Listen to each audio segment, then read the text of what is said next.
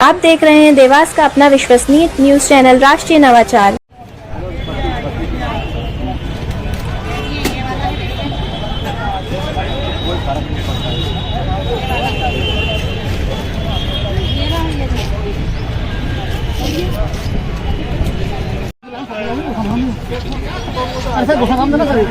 Address खासी प्रसाद Sanjay Nagar AB road Dewas. Kashi Prasad Sanjay Nagar AB road Dewas.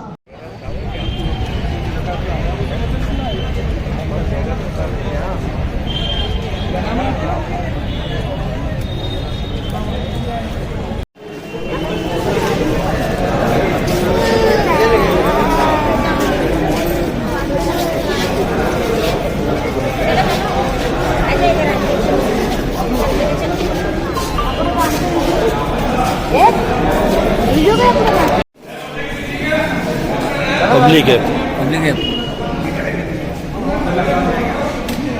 Rana ji, ओ राणा जी, ओ Rana ji, public है बोलो है।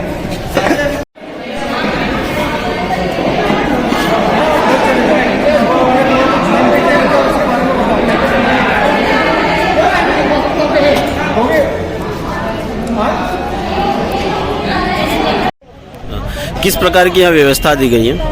यहाँ पर पहली बात तो मैं कहना चाहूँगा कि व्यवस्थाएं तो की, लेकिन वो मूलभूत सुविधाओं के साथ में व्यवस्थाओं में बड़ा अभाव रहा है। यहाँ पर दिव्यांग साथी बड़े परेशान होते रहे हैं, जो चल नहीं पाते हैं, बिल्कुल ही तरह से निशक्त जन है। उनके लिए सही प्रकार से उनको आने जाने का, चेकअप हॉल तक जाने की कोई व्यवस्था नहीं रही है। भोजन पानी की व्यवस्थाएं भी लगभग न के बराबर रही है, जिसमें दिव्यांग साथीगण हमारे इतने परेशान हुए हैं, प्यास से व्याकुल हुए हैं, जिसका कोई मैं जवाब नहीं बता सकता हूँ। कई लोग तो मतलब उन्हें उल्टियाँ या चक्कर से आने लगे।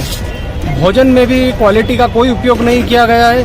भोजन के पैकेट दिए गए हैं, उसमें पूड़ी और सब्जी में न तो स्वाद मात्र है, ना ही सब्जी के समान थी वो, और केवल उसमें सेव दी गई थोड़ी सी।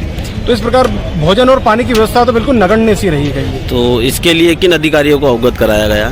ये जो कार्यक्रम जो किया गया है, ये देवास जनपद व नगर निगम दोनों के द्वारा सम्मिलित किया गया है, तो इसमें उन्हीं के अधिकारीगण सम्मिलित है कार्य में। तो किसी से अभी इस बारे में आपने चर्चा की है? हाँ, मैंने यहाँ पर कई ऐसे रिस्पॉन्सिबल अधिकारी थे, उन्हें बताया है। उन्होंने कहा कि हाँ अभी सुधार करते हैं, लेकिन सुबह से लेकर के लगभग ये शाम होने को आई है, ना उनकी व्यवस्थाएं सुधरी है, ना रसूलपुर अकोला की गाड़ी जा रही है, कोई बच्चा तो बैठ जाए। रसूलपुर अकोला की गाड़ी सुधार हुआ है, और मुझे कोई दिखा नहीं है कि उस जिम्मेदार व्यक्ति अधिकारी ने इस पर कोई कार्य किया है। सरकार से आपके न्यूज के द्वारा एक निवेदन करना चाहता हूँ। दिव्यांग व्यक्तियों हम पहले ही अक्षम से, हमारी अवहेलना ना करते हुए हमें सबल धारा से अगर जोड़ने का आपका प्रयास है तो उसके मुताबिक आप काम करें। हमें केवल सांत्वनाएं ना दे, भाषणों में ही कार्य ना हो, उसे क्रियान्वित करें, हमें उसका उपयोग मिले। हम सबल धारा में डॉक्यूमेंट यहाँ रखे मंच पर, अगर कोई भूल गया तो ले जाए सर से। दिव्यांग पिता भंवरलाल, दिव्यांग व्यक्ति भी एक घर का जिम्मेदार व्यक्ति होता है, वह भी घर परिवार चलाना चाहता है। सरकार से मेरा निवेदन है कि उनके लिए रोजगार के मूलभूत सुविधाएं उपलब्ध की जाए।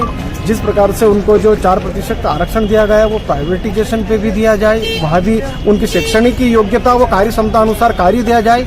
और मेरा सरकार से एक और निवेदन है कि जिस प्रकार के उपकरण आप देते हो, उसमें आपने एक परसेंटेज निर्धारित कर रखा है कि जैसे 80% का व्यक्ति जो विकलांग है उसे ही मोटर बाइक बैटरी चलित साइकिल मिलेगी, लेकिन ये आप देख रहे हैं ये 50% भी व्यक्ति है जो सीधे से खड़ा भी नहीं हो पाता है। तो इस 50% व्यक्ति को भी आपकी बैटरी वाली चलित साइकिल दी जानी चाहिए। आप एक परसेंटेज के आधार पर ना इसका परसेंटेज घटाए। जो व्यक्ति चलने में बिल्कुल अक्षम है, कृपया करके उसे वो बैटरी वाली व्हीकल दी जाए। इस प्रकार में आपने कोई आवेदन दिया है या फिर कुछ? हाँ, मैंने पहले आवेदन भी दिए थे, और मैंने नौकरी का हमारे औद्योगिक मंत्री सकलेजा जी को भी मैंने ज्ञापन दिया है इस विषय पे। और मैं ये भी चाहता हूँ कि सरकार से मेरा एक सबसे महत्वपूर्ण निवेदन है कि जो दिव्यांगों की एक पेंशन नाम मात्र के बरोबर है, ऊँट के मुंह में जीरा, केवल 600 रुपये, जिससे कुछ भी नहीं होता। और वह भी आधे महीने आती है, साल के लगभग 2 से 4 महीने ऐसे हो जाते हैं कि कई बार उनके अकाउंट्स में आती नहीं, दिव्यांग साथी परेशान होते हैं। तो कृपया करके उसको लगभग 2 से 3 हज़ार रुपये करनी चाहिए पेंशन को बढ़ाकर।